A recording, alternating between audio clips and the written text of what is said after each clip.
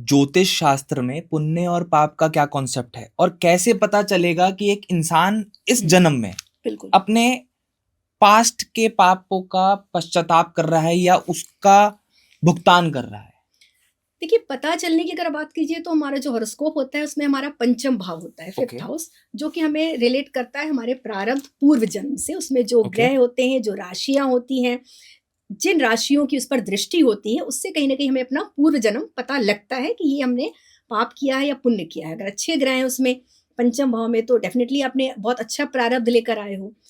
पाप पुण्य की परिभाषा सबके लिए अलग अलग है, ठीक है। एक ही कर्म आपके लिए पाप हो सकता है मेरे लिए वो पुण्य हो। Okay. ठीक है ना, कोई भी एक कर्म, तो उसकी अलग अलग परिभाषा है। आप किस जगह पर रह रहे हैं, आपकी देश काल परिस्थिति पे भी निर्भर करता है। Okay. ठीक है, अब यहाँ नॉनवेज खाना ठीक है पाप है, लेकिन हो सकता है आप ऐसी जगह पर हो जहां पर आपको अवेलेबल ही नहीं है फूड कुछ भी, तो अगर आप वहां नॉनवेज खा रहे हैं तो वो आपके लिए पाप नहीं है।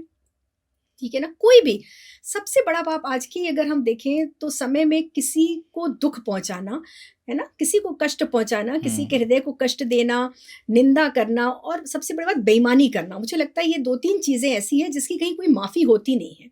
ठीक है, तो आप ईमानदार रहिए, किसी के साथ कभी विश्वासघात मत कीजिए और अननेसेसरी किसी की निंदा मत कीजिए। कहीं ना कहीं आपकी बात से मुझे याद आता है, दलाई लामा जी ने एक जगह पे कहा था, he was having dinner with the US president I think, हाँ जी। और उन्होंने कहा था कि you can serve me non veg, मैं एक तिब्बतन मॉन्क हूँ और मैं नॉन वेजिटेरियन का नॉनवेज का सेवन करता हूँ। हाँ, तो बिल्कुल जगह के हिसाब से भी बिल्कुल बिल्कुल यही बात मैं आपसे कह रही हूँ कि एक ही कर्म किसी के लिए पाप है, किसी के लिए पुण्य है। बहुत सारी ऐसी चीजें हैं, आपके धर्म में जो चीजें मान्य हो सकता है हमारे धर्म में मान्य नहीं है, तो इसका मतलब ये नहीं है कि आपका धर्म गलत है, ऐसा नहीं होता।